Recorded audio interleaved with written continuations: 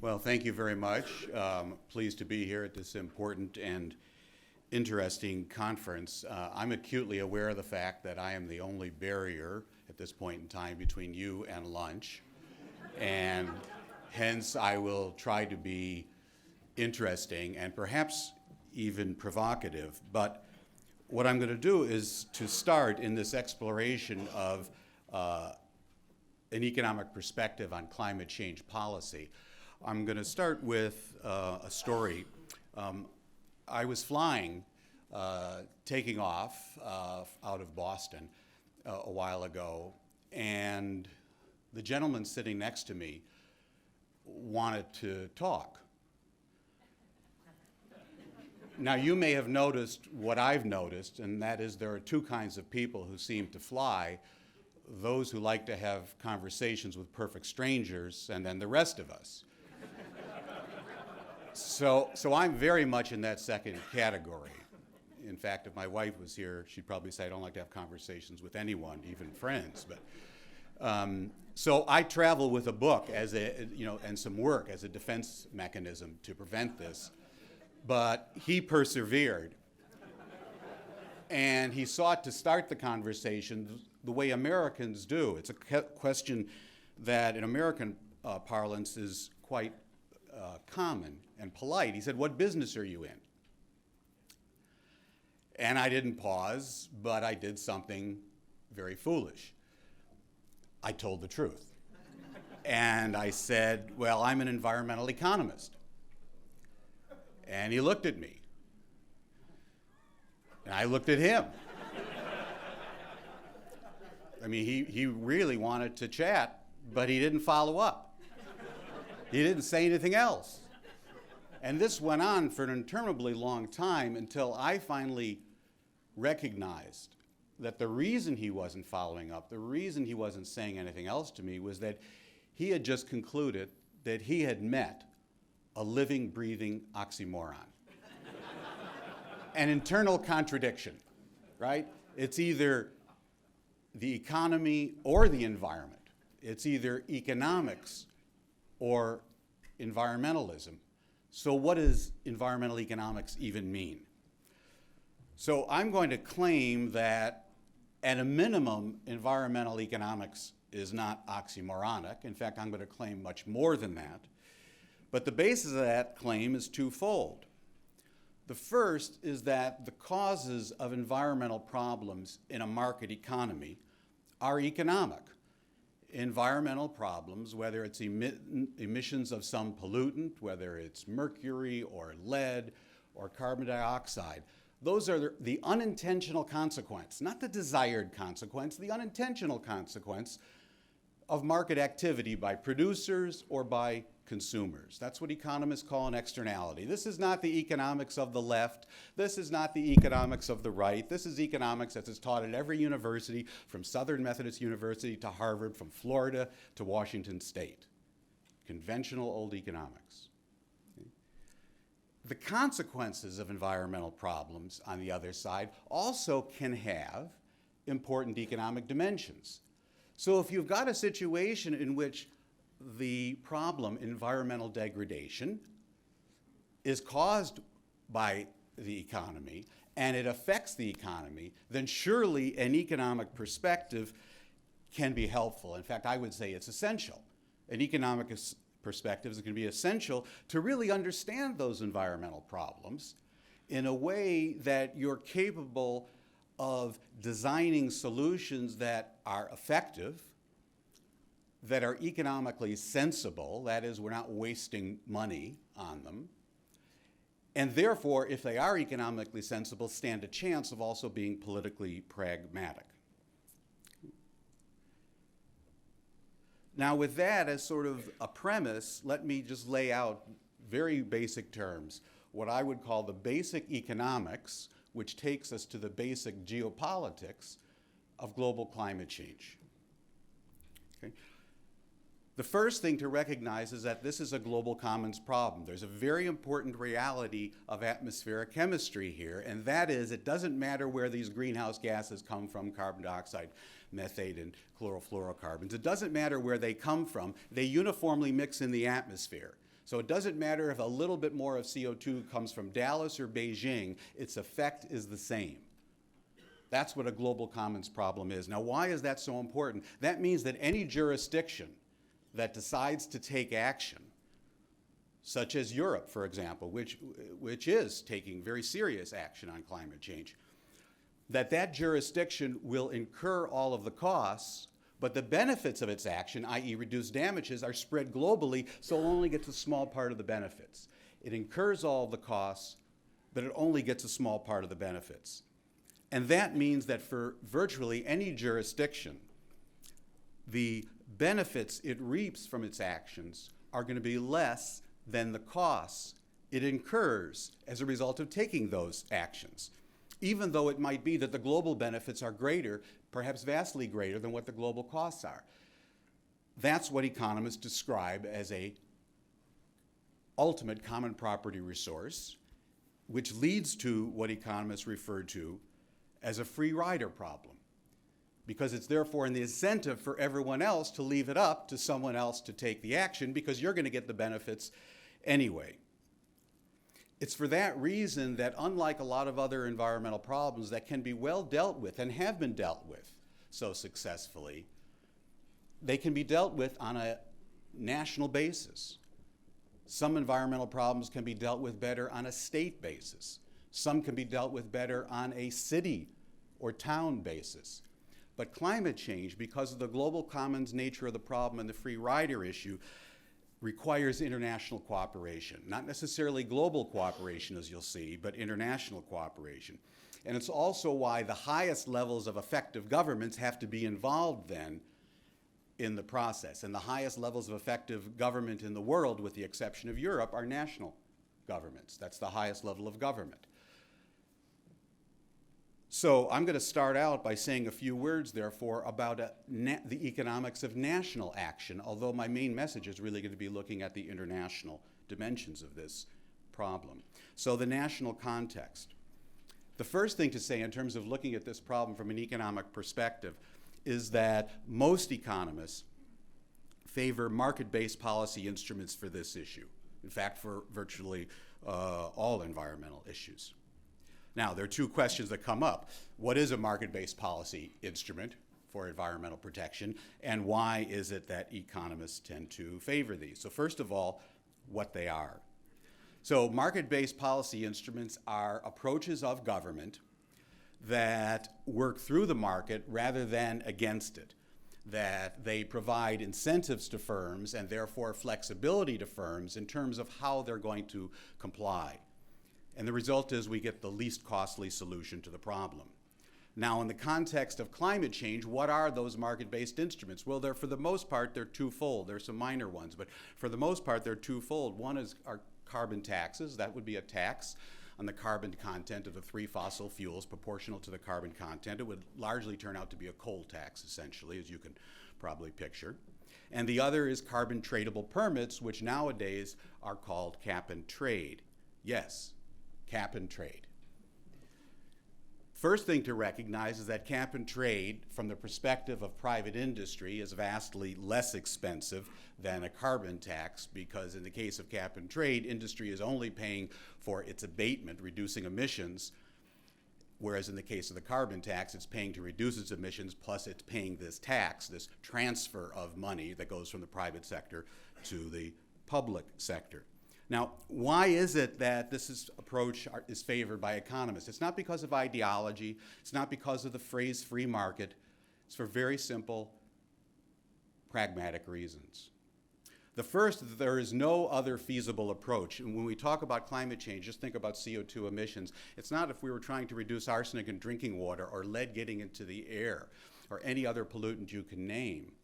Because CO2 emissions in a modern economy, even in many not so modern economies, are absolutely ubiquitous. It's not just from industrial sources or electricity generation, it's your car, it's my car, it's the barbecue grill, it's the lawn, it's everywhere.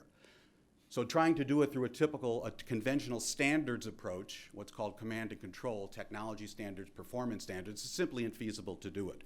More importantly, from an economic perspective, or as important, is that this is the lowest cost way to do it, in what I would characterize as the short term. And that's because the costs of reducing emissions vary tremendously across sources. So if we have all sources reduced by the same amount, some are experiencing very high incremental cost, or what economists call marginal cost. Others are experiencing relatively low costs. Well, we could save a lot of money then, obviously, by having the one for whom it's not so costly take on more responsibility, and the one for whom it is very costly shed responsibility. So that heterogeneity of abatement costs, which characterizes this problem tremendously by a factor not just of 2 to 1 across sources, but 10,000 to 1 in terms of marginal costs, is extremely important. And these market-based approaches get all firms, all sources, all individuals at the same marginal cost through the market, which is the same thing that a market does when it results in the allocation of shoe production or anything else. Importantly, in the long term, everyone recognizes that to achieve the kinds of targets that at least scientists talk about, massive amounts of technological change are going to be required. I don't mean just diffusion of existing technologies, but invention of new ones, innovation of those, that is, taking them from the laboratory to the showroom floor. And that's going to require price signals for the long term, not just price signals for today, but expected future prices, because it is prices, it's relative prices that drives technological change. Everything we saw with the technological change slides that started us off today was driven by relative prices. Our economy is becoming more energy efficient over the last 30 years without government regulation, because energy itself already has a price associated with it. So it becomes more energy efficient. Carbon does not. To become more carbon efficient, a price is required. That's what these mechanisms essentially do. Now, on the other hand, carbon pricing is obviously a hot button political issue in the United States.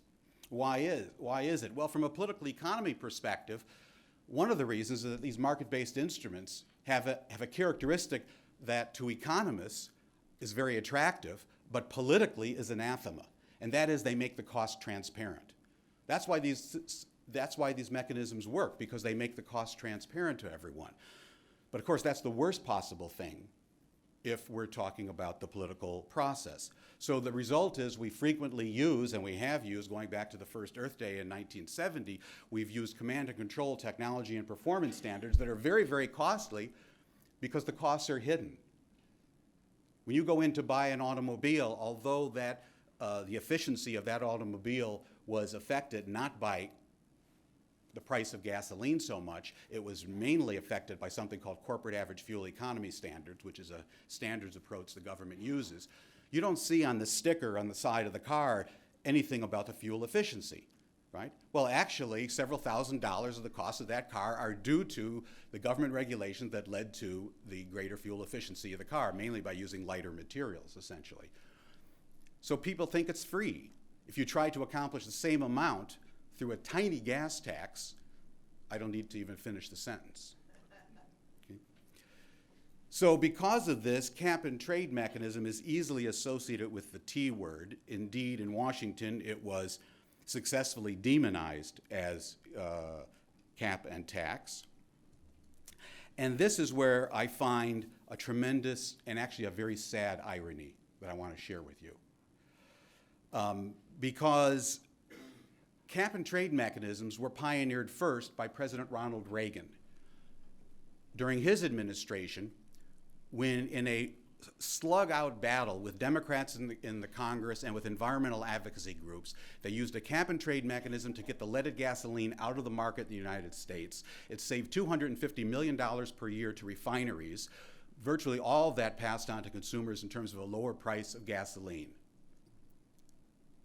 And secondly, in the Clean Air Act amendments of 1990, President George H.W. Bush, again working against what was at that point a hostile Democratic Senate on this issue, developed the SO2 allowance trading program, which saves, in terms of electric utilities and the price of electricity, best estimates about $1 billion per year on a $3 billion cost base, so about a 30% cost savings.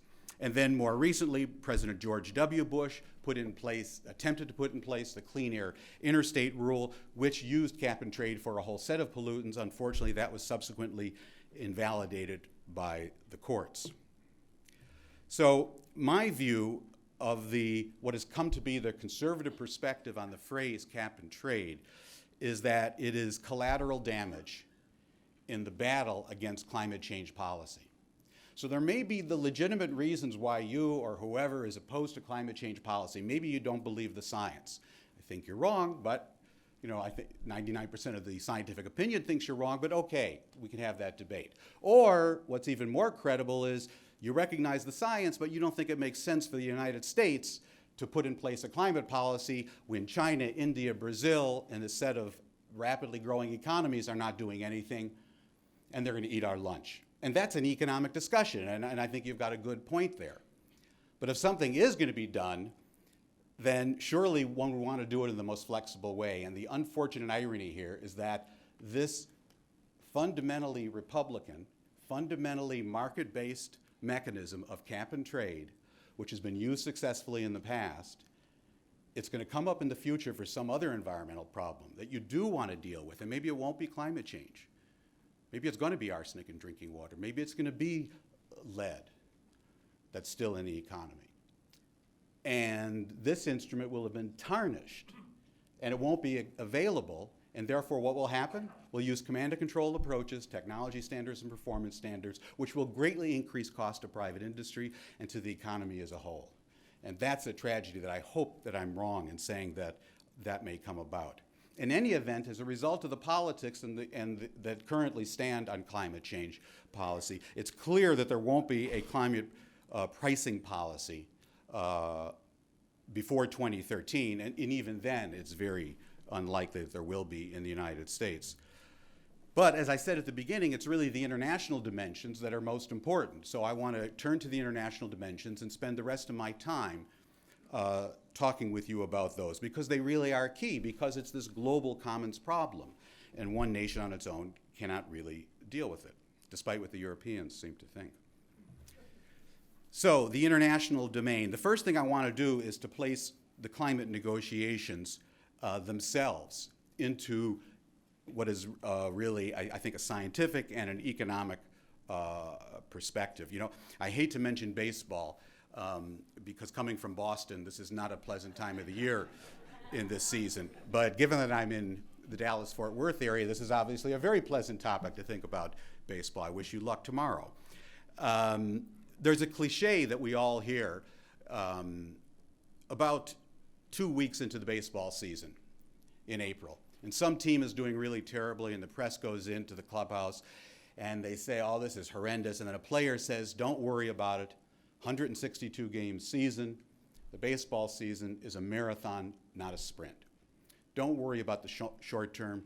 Keep your eyes on the prize. And they're right. That cliche about it being a marathon, not a sprint, is even more true about climate change policy. The first reason that I say that is scientific. So this is a stock, not a flow environmental problem. The damages are not a consequence of how much is emitted into the atmosphere in any year, but rather the accumulated gases in the atmosphere, because they decay out very, very slowly. So the damages are a function of the amount of water in the bathtub, not the rate at which it's coming out of the faucet. It's the quantity that's been gathered up, and we've got a very slow drain. And that means that there are lots of different trajectories to reducing emissions to get to some future concentration, some future stock. And that's what brings up the economics.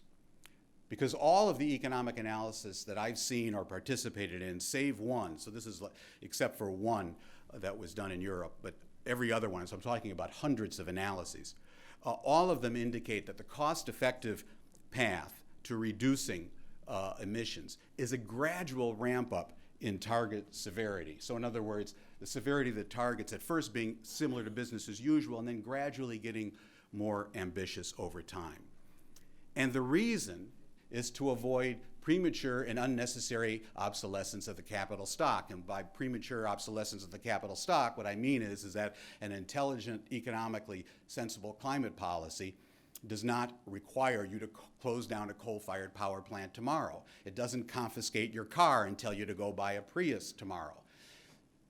Rather, what it does is puts in place incentives so that when you replace your automobile, when that coal-fired power plant is upgraded or is replaced, when there is an expansion of electricity capacity and we're looking to new sources, that on the margin things are pushed in essentially a more climate-friendly direction. And that avoids that unnecessary capital obsolescence. Unnecessary because it's a stock, not a flow environmental problem. It matters about the long term. And the third reason why we have to keep that focus is back to technology. Is technological change is going to be key, and therefore long-term price signals are required.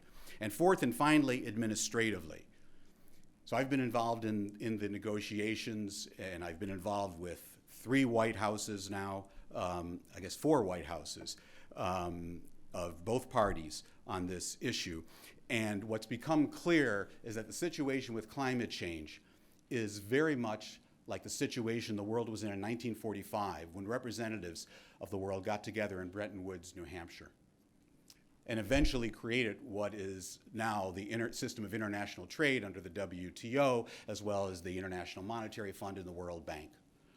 And what they did when they looked at Europe in shambles and the necessity for a new economic world order to get markets working again after World War II was setting up institutions. And it took 30, 40 years to get those institutions in place. That's a crucial issue here as well, is getting the right institutions in place.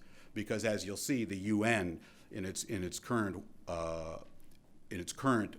manner is not the answer, the institutional answer, unfortunately. So for these reasons, I say that the climate negotiations, which you're going to read about very soon, they're going to be in the paper again because they take place every December,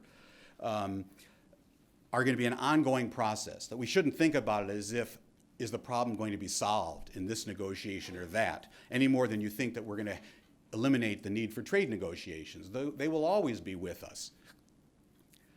So don't think about immediate solutions. Now, the standing international agreement is called the Kyoto Protocol. It's under the United Nations Framework Convention on Climate Change. Can it provide the way forward? Well, economists, including myself, for many, many years have been critical of it, and others have as well.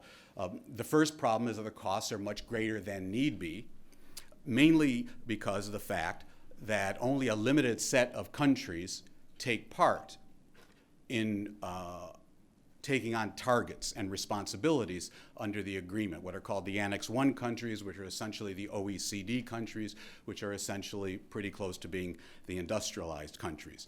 And that means that China, India, Brazil, Korea, South Africa, Mexico, these very rapidly emerging economies.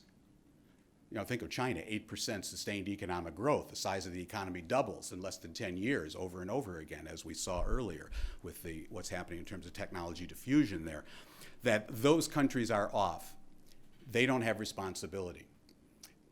Put aside what the motivation was of having put the agreement together that way in the first place, it's wildly out of whack. 50 countries that have no responsibilities have higher per capita income today than the poorest of the countries which do have responsibilities, which is Romania. Okay? So even if it made sense in 1997 when the Kyoto Protocol was signed in Japan, it doesn't make sense now, but it doesn't make sense for reasons beyond that. Also, the protocol will actually generate trivial climate benefits because it's very, it reduces emissions by 5% globally if the US participated, which we're not. And it doesn't really provide any kind of long-term solution.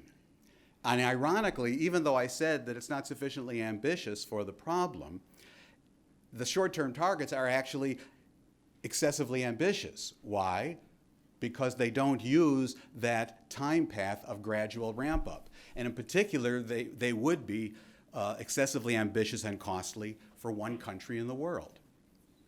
And the reason is that the baseline for all the targets is 1990. So all the emissions reductions that were agreed to by different countries, the US said, okay, we'll take on a 6% reduction. Europe was more aggressive, we'll do a 7% reduction for 2008 to 2012 relative to 1990. One country in the world had unparalleled growth over the 1990s. 35% increase in gross domestic product in the United States. Okay? that means that energy use went up close to 35%, not 35% because the economy is becoming more energy efficient, less energy intensive. And that means that those targets for the US are actually very significant when you really look at what has to be done because of the baseline year of 1990. Furthermore, for Europe, there are some very nice coincidences post-1990. What happened after 1990? The fall of the wall, the reunification of Germany. So Germany includes within its number for 1990, its target it has to go below, all that Rust Belt carbon belching industry that closed down in the former East Germany. And then in the United Kingdom, another nice coincidence for reasons that have nothing to do with climate policy, the Thatcher government years earlier privatized British coal. As a result of the privatization of British coal, there was a movement away from coal to natural gas, and then the coincidental opening up of North Sea gas. And so they had a relatively high baseline early on in the United Kingdom of emissions that were moving away from it. So it turns out that there are very sound economic reasons for why there is a different perspective regarding the Kyoto Protocol in Europe as opposed to the United States. So for all these reasons, I label the Kyoto Protocol as too little, too fast, which is not a very pleasing combination. Now, whether the Kyoto Protocol was a good first step or a bad first step, a next step is going to be needed, and there is going to be a next step. And I've been engaged, I've been directing an effort based at Harvard, but it's international, a Harvard project on climate agreements, in which we're trying to help the negotiating countries identify the key design elements of a future regime that would be scientifically sound, that would be economically rational, and politically pragmatic. There's a research effort in 35, actually now 40 projects in Australia, China, Europe, India, Japan, and the United States. I won't say any more about self-promotion, but if you want to find out about it or be on an email list, give me a business card afterwards, and I'd be happy to plug you in. Instead, I want to now get real and take us and finish up by talking about the negotiations that have been taking place in the international sphere, what hasn't happened, what has happened, what will or will not happen going forward. And the first negotiations to talk about were the 15th of the annual negotiations. They took place in Copenhagen, Denmark in December of 2009. Those were the negotiations that everyone, at least people in the advocacy world, were looking forward to as being where the post-Kyoto agreement would be established, post-2012. But several things happened. The first was remarkable organizational failure. I can't help but mention this because no matter how many, I have an advantage over all of you because no matter how many conferences I go to in my life, and this one is very well organized, but even when I go to conferences that are really poorly organized, it won't be the worst organized conference I've ever been at because this was. So what they did is that they gave out 47,000 advanced credentials, knowing that the capacity in the Bella Center, where it was held, was for 15,000 people. So people stood outside, including someone next to me who was from the People's Republic of China, a delegate, stood outside in the cold and this bitter blowing rain, you might think for a half hour, for 8 hours, and then never got in. Those who waited in line for 10 and a half hours, some of them eventually got in. So organizational failure. Political grandstanding, which I will tell you about in a moment, and a lack of consensus. But then something remarkable happened that could almost be a Broadway play. At the last minute, there were direct negotiations among national leaders, of heads of government and heads of state, from the United States, China, India, Brazil, and South Africa, and then one or two other countries in and out. You'll notice that Europe isn't listed there. You see, why they would be one of the major ones involved, but they weren't involved. There's a real message here about you lose your negotiating position when you commit in advance, and they had already committed to very ambitious targets under the international arrangements, and so they weren't even relevant in the negotiations. This group of leaders actually put together an agreement, and you know, I don't know if you recognize how or realize how strange that is. I mean, normally the way international agreements get set, as I'm sure many of you know, is that it will be people 4 levels down in the ministries. It would be in our Department of State, and then in the ministries of other countries, those people are getting involved in discussions, and they take care of everything. It's all written down. And then if it's really important, then the minister comes in. That would be the Secretary of State from the US, comes in at the last second because maybe there's 1 or 2 issues that they have to weigh in on. And then if it's really important, then the heads of state come in essentially for a photo opportunity. Well, the heads of state came in for a photo opportunity, indeed on the last Friday of a 2-week conference, but they actually sat down in a room, this limited set of people, and they hammered out an agreement. So it's unprecedented in international negotiations, unless you go back to the Treaty of Versailles, of having actual heads of state doing that level of negotiation. It saved this conference from complete collapse, and it produced what I would call a significant political framework. It's not a legal framework, a political framework, which is referred to as the Copenhagen Accord. It did two important things that addressed flaws of the Kyoto Protocol. One is expanded the coalition of countries to begin to blur that distinction between the industrialized world versus the 140 other countries. So everyone was involved, all major emitters, and it extended the time frame of action. Now, 1 year later, in Cancun, Mexico, in December of 2010, there was a conference. What happened there? Organizational success, consensus was achieved, obviously both in contrast with Copenhagen. And they put together an agreement, they're referred to as the Cancun Agreements, in which 80 plus countries, including all of the major emitters, so China, India, Brazil, et cetera, are involved. So there's a blurring of this distinction that exists, although the distinction is still there too much. Put in place something the United States demanded that China resisted, which were mechanisms for monitoring and verification in those countries, and then also made some advances on forest protection, which is a part of the story. Now, was this a success? So the way I answer that question is how I define success before Cancun, because I wrote about it before the conference took place. And I said it would be a success if the United Nations embraced these other negotiating processes that were going on, the Major Economies Forum, the MEF. That goes back to the George W. Bush administration, which started something called the Major Emitters Meeting, which was condemned by the Europeans, condemned by environmental advocates in the US. I thought it was a good idea at the time. They brought together the 20 countries and regions that account for 80% of the emissions, so all the big boys, including, of course, China, India, Brazil, et cetera. They were all there. It was a good idea. The Obama administration, fortunately, realized that it was a good idea, and they kept it on, but they didn't want to give too much credit to the previous administration, so they changed the name of it. And instead of calling it the Major Emitters Meeting, the MEM process, it's now the Major Economies Forum, the MEF process. It's precisely the same thing. Okay? The second key for success to me was consolidating. I won't take you through the details, but there are 3 different negotiating tracks that exist in these international negotiations. One is to extend the Kyoto Protocol for yet another 5-year period, a second commitment period. Another is thinking about the long term, what kind of eventual successor there could be, a different kind of international agreement. And a third was this Copenhagen Accord track. So I said if you could consolidate 3 to 2, mainly by making the Copenhagen Accords the centerpiece, that would be success. Focusing on some productive steps with some specific narrow agreements, such as on deforestation, and developing sensible expectations and therefore effective plans, instead of thinking you're going to solve the problem, in which case you just give it lip service or you come up with unachievable targets. Now, all of that happened in Cancun, and it's on that basis that I have since labeled those discussions as a success, a modest but a meaningful step forward. So why? Why did that happen? Why was there that success?